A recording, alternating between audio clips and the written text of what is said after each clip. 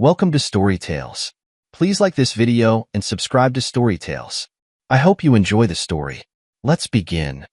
The coffee mug felt cold against Wyatt Mercer's callous palm. He sat at the kitchen table, watching steam rise from the black liquid while his wife moved around their bend. Oregon home, like a stranger rehearsing familiar steps. Hazel stood at the counter, her back to him. Same routine every morning for 12 years, but something had shifted. The way she held her shoulders, the careful distance she kept between them. "You're up early," he said. "Shift starts at 7. Her voice carried no warmth. She didn't turn around. Wyatt studied her reflection in the kitchen window. New perfume again. 3rd bottle this month. The floral scent hung in the air, foreign and expensive. Her nurse salary didn't stretch to designer fragrances. "Thought your shift started at 8 on Thursdays." They changed the schedule. Quick answer. Too quick. Hazel grabbed her purse from the counter. The leather bag bulged with items that hadn't been there yesterday. Her phone buzzed. She checked it immediately, fingers flying across the screen. Who's texting this early? Work. She tucked the phone away fast. "I need to go." Wyatt stood, his 6-foot frame filling the kitchen doorway. "Hazel." She stopped but didn't face him. "What?" "We need to talk." "About what?" "About whatever's eating at you. Whatever's making you act like I'm some stranger you're stuck living with." Now she turned. Her brown eyes held no recognition, no connection. Like looking at a wall. "I don't know what you mean." "The hell you don't." Hazel's jaw tightened. "I'm late, Wyatt. Can we do this later?" "When?" "You work late, every night. Come home exhausted. Haven't had a real conversation in weeks. That's what happens when you're an adult with responsibilities." The word hit like a slap. Wyatt had been working since he was 16. Lumber mill for 15 years before the downsizing. Now he ran his own construction business, working 70-hour weeks to keep their mortgage current. "Right." He stepped aside. "Go save lives." Hazel walked past without another word. The front door slammed behind her. Wyatt poured his coffee down the sink and headed to the garage. His tools waited in neat rows on the pegboard. Order. Control. Things he could fix with his hands. But some fractures ran too deep for tools. 8-year-old Judy sat on the couch, coloring in a book about horses. Her dark hair fell across her face as she worked, tongue poking out in concentration. She looked like Hazel, but she had Wyatt's steady focus. "Dad." Judy didn't look up from her drawing. "Why does Mom say you're just in the way when she's on the phone?" Wyatt's hand froze on his coffee cup. "When did she say that?" "Yesterday. And last week. She talks different when you're not around." "Different how?" Judy finally looked up. Her young face carried worry no 8-year-old should bear. "Happy. Like she used to be." The words cut deeper than any blade. Wyatt set his cup down carefully. "What else does she say?" "She laughs a lot. But not the fake laugh she does with you. The real one." Christ. Even his daughter could see it. "Who's she talking to?" Judy shrugged. "Someone named T. She always says hi T when she answers." Wyatt's jaw clenched. Hazel never mentioned anyone named T. Not once in all their years together. "Can I go to Grandma Mara's today?" Judy asked. "Sure, sweetheart. I'll drop you off after school." Judy smiled, but it didn't reach her eyes. She spent more time at her grandmother's house lately. Safer there, away from the Cold War between her parents. That afternoon, Wyatt stood in his garage, staring at the workbench. His grandfather's tools hung in perfect order. 3 generations of Mercer men had built their lives with these hands. Fix things. Made them whole.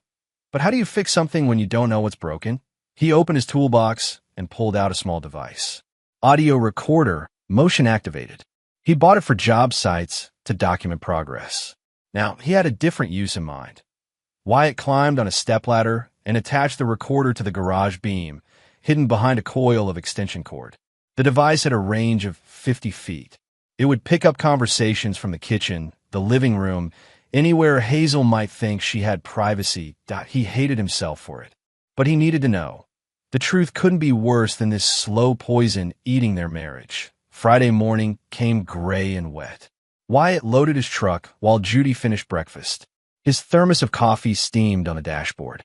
The radio played country music low. "Ready for school?" he called. Judy bounded out the front door, backpack bouncing. "Can we get donuts after?" if you promise to eat real food for lunch. Deal. Wyatt started the engine. The truck rumbled to life, diesel exhaust curling in the cold air. He'd owned this Ford for 8 years. Maintained it himself. Changed the oil every 3,000 miles. Replaced the brake pads 6 months ago. They drove through Ben's quiet streets. Morning commuters headed to jobs in town. Judy chattered about a book report due next week. Normal. Safe. The school sat at the bottom of Long Hill. Wyatt had driven this route hundreds of times. He knew every curve, every stop sign. Halfway down the hill, he pressed the brake pedal. Nothing that he pressed harder. The pedal went to the floor. Dad! Judy sensed something wrong.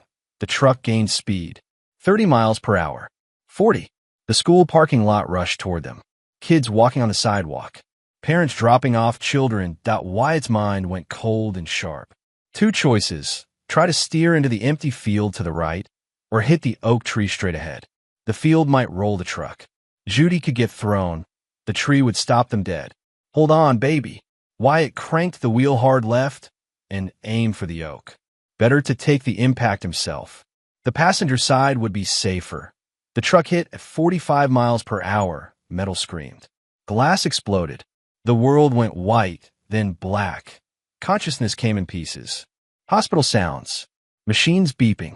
The smell of disinfectant. Pain in his ribs like broken glass. Wyatt tried to move. His left leg wouldn't respond. Bandages covered his head. Everything hurt. Judy. His voice came out as a croak, and no answer. The room was dim. Late afternoon light filtered through blinds. How long had he been out? Footsteps in the hallway. Voices discussing patients, medications, shift changes. The normal rhythm of a hospital. The door cracked open. Judy's face appeared, eyes wide with fear. Daddy. She whispered like she was afraid to wake him. Hey, sweetheart. Wyatt tried to smile. You okay? Judy nodded, but tears ran down her cheeks. She looked around nervously, then stepped closer to his bed. Daddy, listen to me. Her voice was urgent, scared. You have to hide. Under the bed. Don't let Mom see you awake yet. What? Please. Just do it. Trust me. The fear in her voice cut through his confusion. Wyatt had taught his daughter to trust her instincts. If she sensed danger, there was danger. Help me. Judy pulled the blanket over his head and arranged the pillows to look like his sleeping form. Then she helped him slide off the mattress onto the cold floor. His broken ribs screamed. His leg was useless, but he stayed quiet. Judy sat in the visitor's chair and picked up a coloring book. Acting normal, footsteps approached. The door opened. How is he? Hazel's voice. The same. Doctor says he might not wake up for days. Wyatt held his breath. Hazel hadn't visited since the accident. Now she sounded almost relieved. And his legs. Bad. The doctor said even if he wakes up, he might not walk again. Silence. Then Hazel's phone buzzed. I need to take this. Hazel stepped into the hallway, but her voice carried. Still unconscious. He's not going to walk again anyway. Once the morphine's upped, we'll have closure. A pause. Someone talking on the other end. I know, but this is better. Cleaner. No one will question it. Another pause. The money will come through. Then we're free. Wyatt's blood turned to ice. Money. Closure. Morphine. She was talking about killing him. The conversation ended. Footsteps returned. I have to go, Hazel told Judy. Visiting hours are almost over. Can I stay a little longer? Fine, but not too late. The door closed. Judy helped Wyatt back into bed, her small hands shaking. What did you hear before I got here? He asked. Mom talking to someone on the phone. She said the accident was perfect, that now everything would work out. Perfect. The brakes had failed at the exact worst moment. But Wyatt had just replaced them. New pads, new fluid. He'd done the work himself. Judy, I need you to listen carefully. Can you do something for me without telling anyone? She nodded. Go home. In my toolbox, there's a small recorder. Bring it to me tomorrow. Can you do that? The one you use for work. That's right. But don't let Mom see it. Dad, are we in trouble? Wyatt pulled his daughter close despite the pain. No, baby. But I need to figure some things out. Judy hugged him tight. I love you, Dad. I love you too. More than anything. After she left, Wyatt stared at the ceiling. His wife had tried to kill him. The woman he'd loved for 12 years. The mother of his child. And she was planning to finish the job. The next evening, Judy smuggled the recorder to him in her backpack. Wyatt checked the file. 3 days of audio. He plugged in earphones and listened. The first day was normal. Hazel on the phone with her mother. Grocery list conversations. Nothing suspicious. Day 2. A male voice in their kitchen. Deep rough. Wyatt didn't recognize it. The brake line's clean, the man said. Looks like mechanical failure. You're sure? I know what I'm doing, Hazel. 15 years in the Marines. I can make anything look like an accident. Wyatt's hand shook. Someone had sabotaged his truck. What about the insurance? Hazel asked. $500,000. Plus the house is paid off if he dies. You'll be set. And if he lives, he won't. Not after tonight. The recording went quiet. Then footsteps. A door closing. Wyatt fast-forwarded to day 3. Yesterday, while he lay unconscious in his hospital bed, Hazel's voice, still in a coma. Doctor thinks he'll need full-time care if he survives. The same male voice. Better if he doesn't. Less complicated. Travis, I can't just. You wanted this, remember? You called me. Said you were done playing house with a man who bores you to death. Travis. The name triggered a memory. Hazel's high school boyfriend. She'd mentioned him once, years ago. Said he joined the military after graduation. I know, Hazel said. But killing him, we're not killing him. We're letting nature take its course. The morphine just helps things along. Wyatt's blood ran cold. They were going to overdose him. Make it look like his injuries were too severe. No one would question it. When? Hazel asked. Tonight. I'll handle it. You just need to be here, playing the grieving wife. The recording ended there. Wyatt pulled out his .4 and struggled to his feet. His left leg buckled, but he forced himself to stand. He had to get out. Had to protect Judy. Had to make them pay. But first, he needed help. Rhiannon Brooks found Wyatt trying to walk down the hospital corridor at 2 in the morning. The young nurse was doing her night rounds when she spotted him gripping the wall for support. Mr. Mercer, you shouldn't be up. I need to leave. Wyatt's voice was rough with pain. You have 3 broken ribs and a fractured femur. You're not going anywhere. Rhiannon helped him back to bed. She was maybe 30, with kind eyes and steady hands. The type of nurse who actually cared about her patients. Something's wrong, Wyatt said. My wife. She's planning something. What do you mean? Wyatt studied her face. Could he trust her? Did he have a choice? Can you check my chart? See if anyone's ordered changes to my medication? Rhiannon hesitated. That's not really. Please. My life might depend on it. Something in his voice convinced her. She pulled up his file on the room computer. Strange. You were flagged for palliative care earlier today. High-dose morphine to manage pain. Palliative care? That's for dying patients. That's what I thought. But the order came from Dr. Harrison. Says you requested it. I've been unconscious for 3 days. How could I request anything? Rhiannon frowned at the screen. The request came through your wife. As next of kin, she has medical power of attorney. Wyatt's jaw clenched. Hazel was using her nursing knowledge to murder him legally. Listen to me, he said. My wife is trying to kill me. Tonight, can you delay that medication? Mr. Mercer, that's a serious accusation. Check the brake fluid on my truck. Someone cut the line. This wasn't an accident. Rhiannon stared at him. You really believe your wife wants you dead? I have proof. Audio recordings. But I need time to get them to the police. The nurse bit her lip. I could delay the morphine. Say there was a supply issue. Buy you maybe 12 hours. That's all I need. If you're lying, I could lose my job. If I'm telling the truth, you'll save my life. Rhiannon nodded slowly. I'll log a medication delay. But you need to stay in this bed.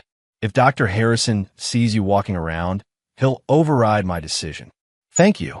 Don't thank me yet. If your wife is really trying to kill you, 12 hours might not be enough. After she left, Wyatt called the one person he could trust completely. Dad. Judy's sleepy voice answered. Hey, baby. Are you at Grandma's? Yeah. Mom said you were still sleeping. Can I come see you tomorrow? I need you to do something for me first. Remember that iPad you used for school? The one that has Mom's pictures on it. That's right. Can you bring it to me? Don't tell anyone. Not Mom, not Grandma. Just bring it. Okay. Are you feeling better? Much better. I love you, Judy. Love you too, Dad. Wyatt hung up and laid back against the pillows. His ribs screamed with every breath. His leg throbbed, but his mind was clear. Hazel thought she was married to a simple construction worker, someone she could manipulate and discard. She had no idea who she was really dealing with. The Mercer men had been fighters for 3 generations. His grandfather survived the Pacific Theater in World War II. His father came home from Vietnam with scars that never healed but never broke. Wyatt had inherited that same steel core, the ability to endure, to plan, to wait for the right moment to strike back. Hazel was about to learn that some men don't go quietly. The next morning, Judy arrived with her school iPad hidden in her backpack. Wyatt checked the device settings. As he suspected, it was synced to Hazel's iCloud account. Shared photos, messages, everything. You're a smart girl, he told Judy. Smarter than your mom thinks. Wyatt scrolled through Hazel's deleted messages. Most were routine work schedules, grocery lists. But one thread made his blood boil. Messages with Travis Riker. Travis. Lines cut clean. Truck goes down the hill Tuesday morning. Hazel. What if he survives? Travis. Then we finish it at the hospital. I know people there. Hazel. How much? Travis. Insurance pays $500K. Plus his savings, the house. We split 50/50. Hazel. What about Judy? Travis. Kid goes to your mother. We disappear. Start fresh in Colorado. Wyatt's hands shook with rage. They were planning to abandon his daughter. Leave her orphaned and alone while they lived off his life insurance. He scrolled further back. The messages went back 6 months. Hazel. I can't stand him touching me anymore. Travis. So leave him. Hazel. And get what? Half of nothing. He's broke, Travis. Business is failing. Travis. Then we make sure you get everything. Hazel. What do you mean? Travis. Accidents happen. Especially to guys who work dangerous jobs. The timeline made sense now. Hazel had been planning this for months. Every cold shoulder, every argument, every excuse to avoid intimacy, it was all part of her strategy. Make him feel isolated. Make their marriage seem broken. So when he died, no one would suspect anything more than a tragic accident. Dad. Judy noticed his expression. What's wrong? Nothing, sweetheart. Just reading some boring work stuff. But it wasn't nothing. It was everything. His wife was a cold-blooded killer, and she was using their daughter as bait to keep him unsuspecting. Wyatt scrolled through more messages, looking for anything that might help him. Then he found something that made his heart stop. Travis, what about your brother-in-law? Hazel. Kellen? What about him? Travis. He's been asking questions about your finances. Think something's up? Hazel. He's always been too nosy. Travis. Could be a problem. Hazel. Let me handle Kellen. The messages were dated 3 weeks before Kellen's death. Wyatt's brother had supposedly killed himself, jumped off a bridge outside town. But now, Hazel, it's done. Kellen won't be talking to anyone. Travis. How? Hazel. Told him I'd report him for stalking unless he signed some papers. Made him think Wyatt was suspicious of him. Guilt ate him alive. Travis. And the trust fund? Hazel. Goes to Judy when she turns 18. I control it until then. Wyatt closed his eyes. His brother hadn't killed himself. Hazel had driven him to it. Manipulated him into believing his own family thought he was a predator. Kellen had been asking questions because he cared. Because he'd sensed something wrong.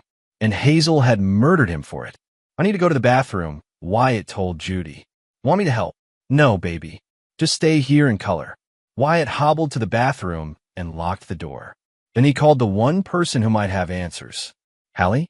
It's Wyatt. Hallie Chun had been Kellen's girlfriend for 2 years. She managed a local bar where Kellen spent most of his free time. Wyatt, how are you feeling? I heard about the accident. I'm alive. Listen, I need to ask you about Kellen. Silence. Then what about him? His death. Did he ever mention Hazel? Your wife? Yeah, actually. He was worried about something involving her. Said she'd been asking him weird questions about your finances. What kind of questions? About your savings.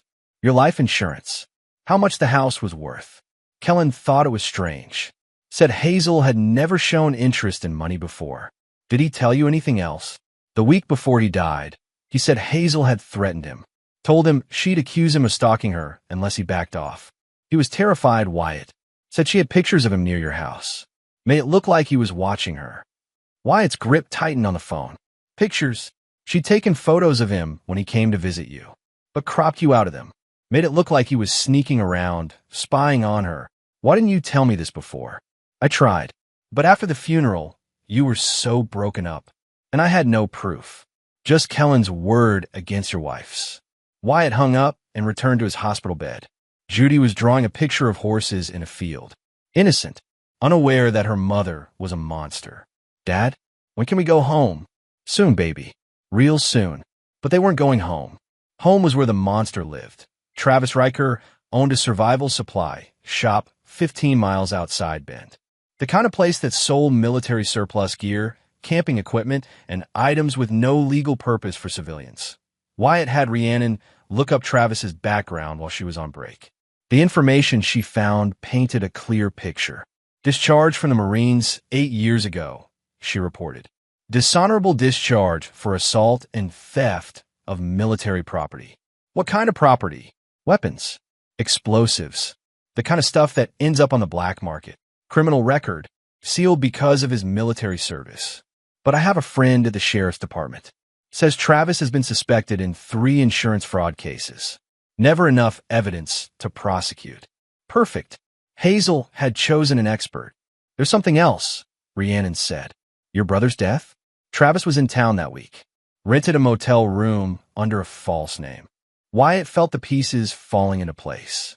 Travis hadn't just helped with the brake lines. He'd been part of Kellen's murder, too. How do you know about the motel? My friend pulled the records. Travis used a credit card that matched his real name. Sloppy mistake. Can your friend make copies of those records? Already done. Rhiannon handed him a folder. Thought you might need them. Wyatt studied the documents. Travis had been in Bend for 4 days before Kellen's death. He'd visited the bridge where Kellen jumped. He'd been at the bar where Kellen spent his last night. He didn't just push Kellen towards suicide, Wyatt said. He made sure it happened. What are you going to do? Get proof. Then make them pay. Be careful, Wyatt. These people have already killed twice. They won't get a third chance. That afternoon, Wyatt called his construction crew foreman. Rick, it's Wyatt. I need a favor. Boss, how you feeling? Like I got hit by a truck. Listen, remember those security cameras we installed at the Morrison job? The motion-activated ones? Yeah. I need to check my house. See if there's any footage from last week. What am I looking for? Anyone who doesn't belong there. Especially around my garage. You think someone messed with your truck? I know they did. Can you check tonight? Sure thing, boss. Want me to call the cops if I find something? No, just call me. And Rick, don't mention this to anyone. Especially not Hazel. Got it. Wyatt hung up and stared out the hospital window. Bend looked peaceful from the 4th floor. Quiet streets, normal families going about their lives. None of them knowing that monsters lived among them. His phone buzzed. Text message from Hazel. Doctor says you're improving. I'll visit tonight. She was coming to finish what Travis had started. But this time, Wyatt would be ready. Rick called back at midnight. Boss, you're not going to like this. What did you find? Footage from your garage camera. Shows a guy breaking in last Tuesday. Spent 20 minutes under your truck. Can you see his face? Clear as day. Big guy, military haircut, scar on his left cheek. Want me to email you the video? Send it to my work account. And Rick, make copies. Hide them somewhere safe. Already done. Boss, this guy knew what he was doing. Went straight for the brake lines like he'd done it before. Thanks, Rick. I owe you. Just glad you're alive. This son of a bitch tried to kill you. Wyatt accessed his work email on Judy's iPad. The video was crystal clear. Travis Riker crawling under the truck, cutting the brake line with professional precision. He even wore gloves to avoid fingerprints, but he'd made one mistake. He'd looked directly at the camera when he finished. Like he was proud of his work. Arrogant bastard. Wyatt's phone rang. Unknown number. Hello, Mr. Mercer? This is Detective Sarah Walsh, Bend Police. I understand you wanted to report suspicious activity regarding your accident. Wyatt frowned. I didn't call the police. Your nurse, Rhiannon Brooks, contacted us. Said you had concerns about your wife. Rhiannon called you. She's worried about your safety. Says you have evidence that your accident was intentional. Wyatt considered hanging up, but he needed allies, and the police would have resources he didn't. Can you come to the hospital? I have something to show you. On my way.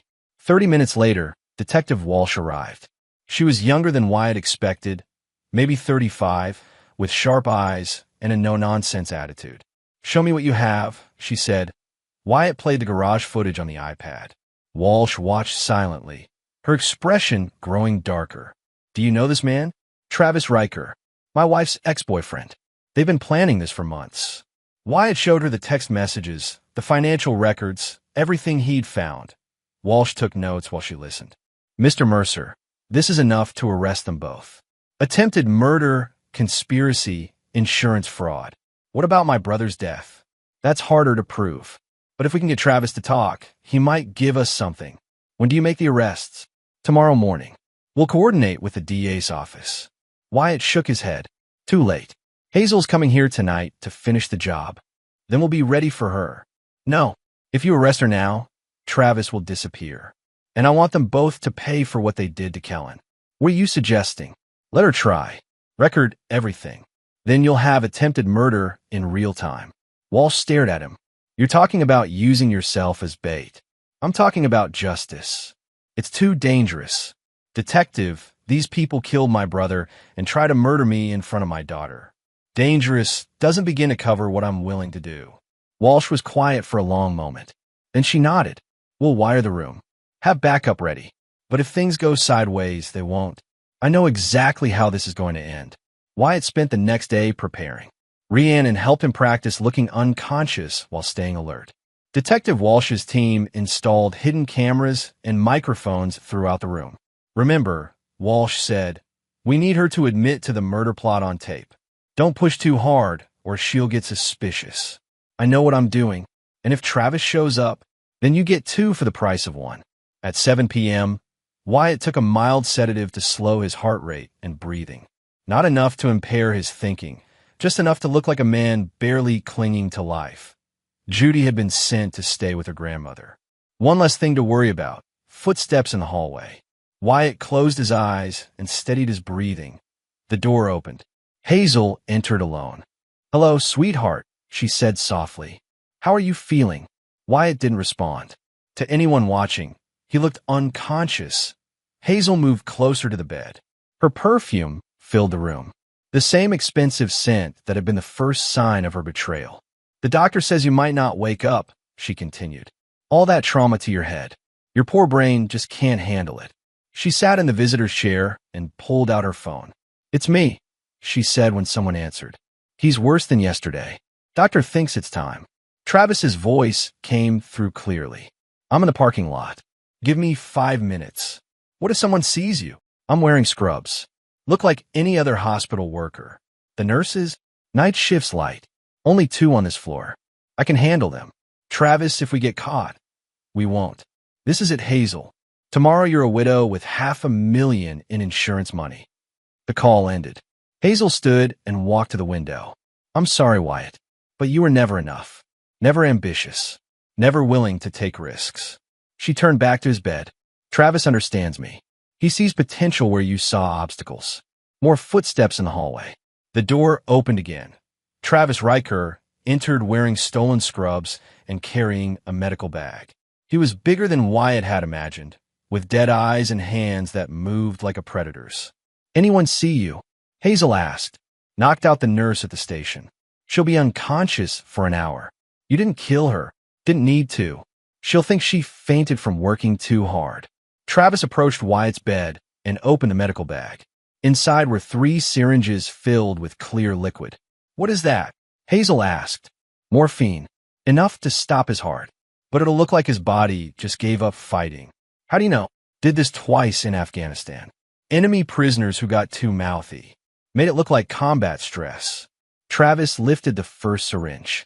This is for Kellen, you piece of shit. He moved toward Wyatt's foreline. That's when Wyatt opened his eyes.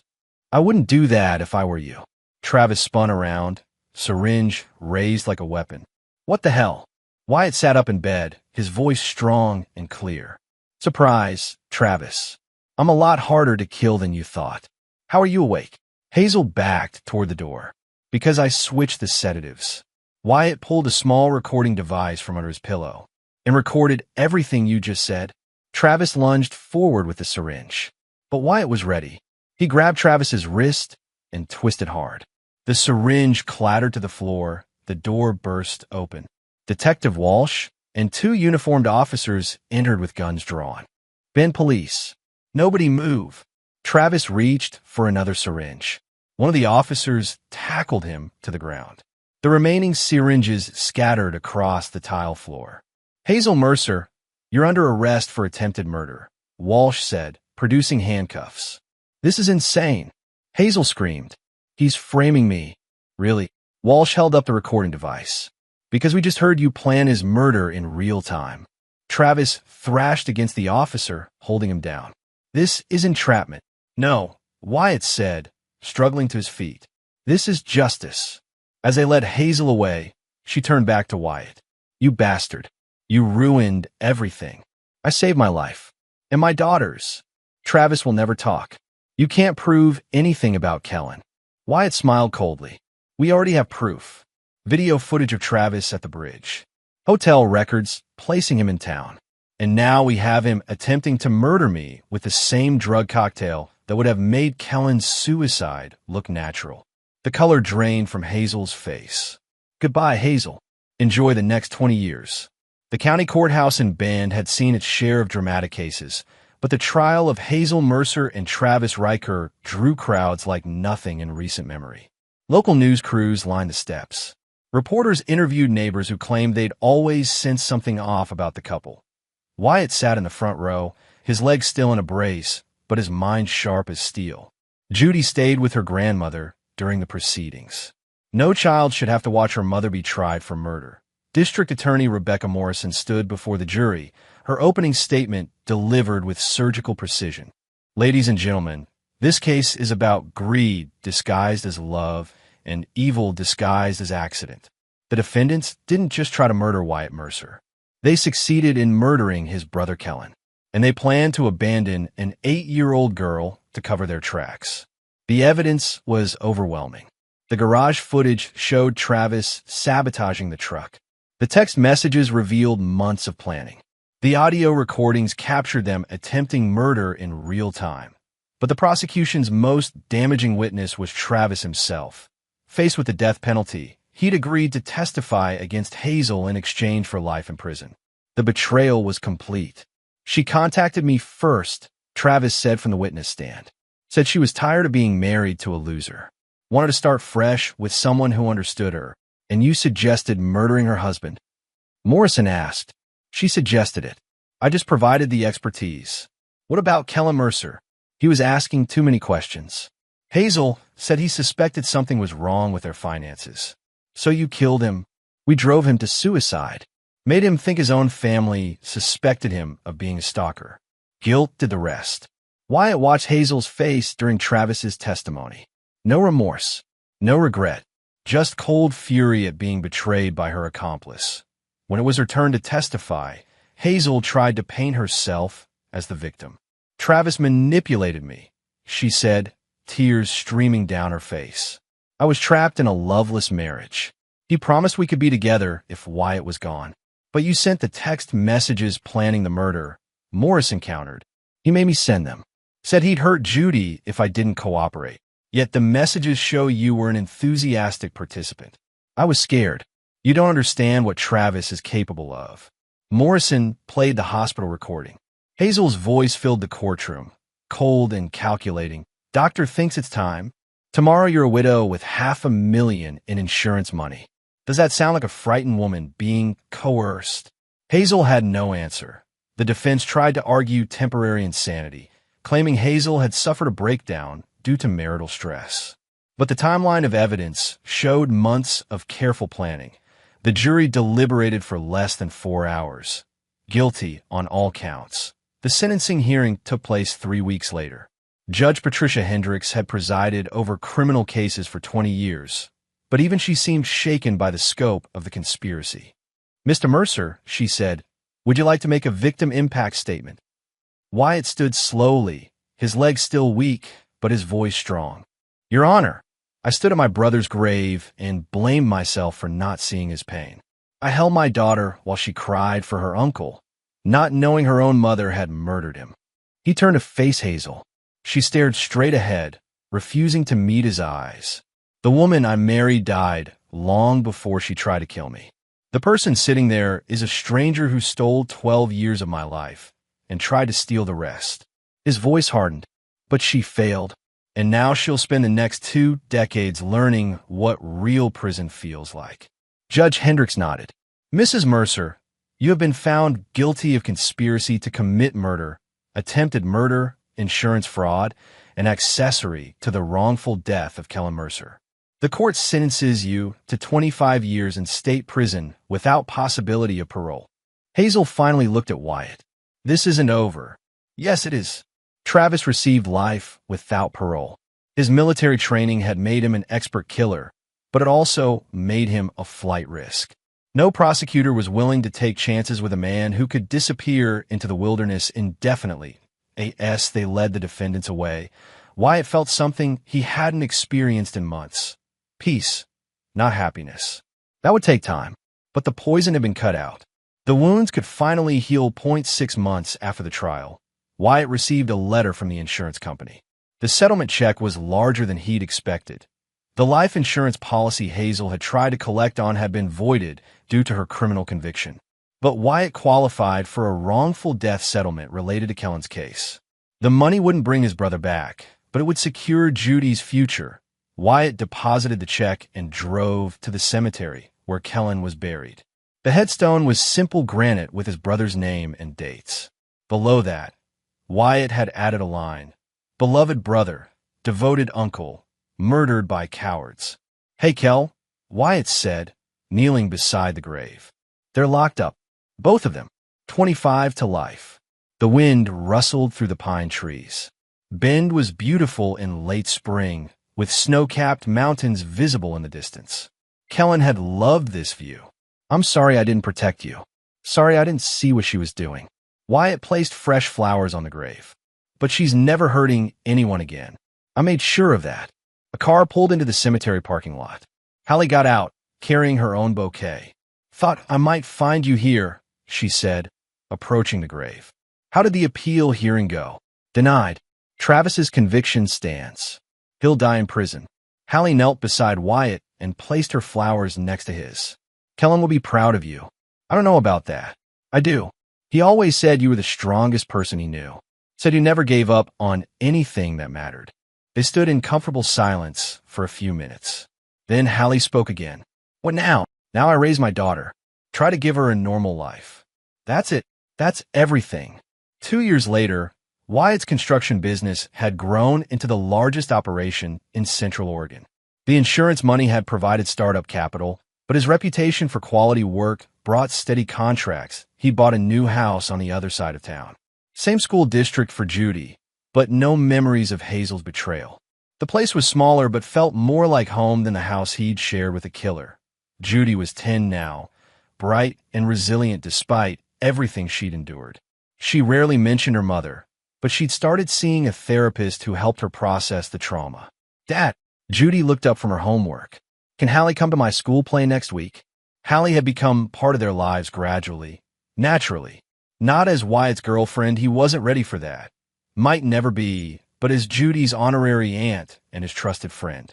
"If she wants to, why don't you call and ask her?" "Already did." She said yes. Wyatt smiled. His daughter was learning to build relationships based on trust and honesty. Everything Hazel had never been. The doorbell rang. Detective Walsh stood on the porch, holding an envelope. "Wyatt, I have news about Hazel." "What now?" "She was found dead in her cell this morning. Apparent suicide." Wyatt felt nothing. No satisfaction, no grief. Just emptiness where his wife used to be. "How?" "Overdose. Saved up her medication for weeks." Walsh handed him the envelope. "She left this for you." Wyatt opened it. 3 words in Hazel's handwriting. "You won, bastard." He crumpled the note and threw it in the trash. "Any questions for the investigation?" Walsh asked. "No. She made her choice 2 years ago." After Walsh left, Judy came to the kitchen. "Was that about Mom?" "Yes." Is she dead? Wyatt knelt to his daughter's level. Yes. She died in prison. Judy was quiet for a long moment. Then good. The word surprised Wyatt. Judy, she tried to kill you, Dad. She killed Uncle Kellen. I'm glad she's dead. Wyatt pulled his daughter close. Don't carry that anger, baby. It'll poison you just like it poisoned her. Then what should I feel? Nothing. She doesn't deserve any of our emotions anymore.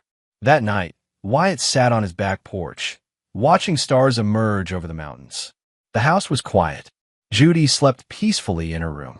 No more secrets. No more lies. His phone buzzed. Text from Hallie. Heard about Hazel. You okay? Wyatt typed back. Better than okay. Free. The final twist. The next morning, Wyatt received a call from the insurance company's fraud investigation unit. Mr. Mercer, we have some interesting news about your wife's life insurance policy. What about it?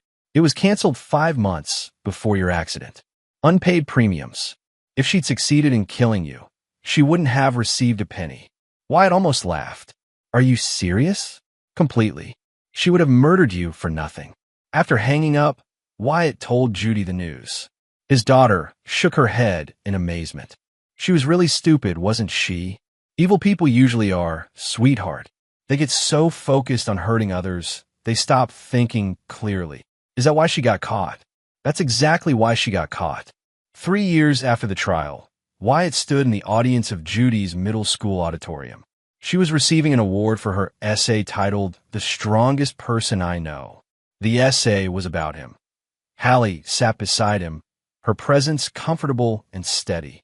They'd grown closer over the years, but Wyatt had learned not to rush into anything. Trust came slowly now. Love came even slower, but it was coming. Judy's voice carried clearly through the auditorium as she read her essay. My dad doesn't cry, but I've seen him hold everything together with silence. He never left me, even when someone tried to take him away. He taught me that strength isn't about fighting. It's about protecting the people you love, no matter what it costs. Wyatt felt his throat tighten. His daughter had learned to see past the surface, to recognize real character. She would never be fooled by someone like Hazel. After the ceremony, the three of them went out for ice cream. Judy chattered about her plans for high school, her dreams of becoming a veterinarian. Normal dreams for a normal kid. Dad, Judy asked as they walked to the car. Do you ever miss her? Who? Mom. Wyatt considered the question seriously. I miss who I thought she was. But that person never really existed. Do you hate her? No. Hate takes too much energy. I'd rather spend that energy on you. Judy smiled and took his hand. Good, because I need all your energy for driving me to soccer practice tomorrow. Wyatt laughed. The sound surprised him. When had he started laughing again? Deal, he said, but you're doing the dishes tonight. That's not fair. Life's not fair, kiddo. But that doesn't mean we stop trying to make it better. As they drove home through Ben's quiet streets, Wyatt realized something. He was happy. Not the shallow happiness he'd mistaken for contentment during his marriage, but deep satisfaction that came from building something real that he had his daughter. He had his work. He had friends who'd proven their loyalty when it mattered that he had survived. And in surviving, he'd learned the difference between existing and living. The house Hazel had tried to kill him for was gone, sold to strangers. The insurance money she'd coveted was funding Judy's college account and Kellen's memorial scholarship. But most importantly, the silence that had nearly destroyed his family was gone. In its place was honest conversation, shared laughter, and the kind of love that couldn't be faked or manipulated. Wyatt Mercer had learned that some fractures never heal. But the strongest structures are often built on solid foundations, not perfect ones. And he was building something that would last.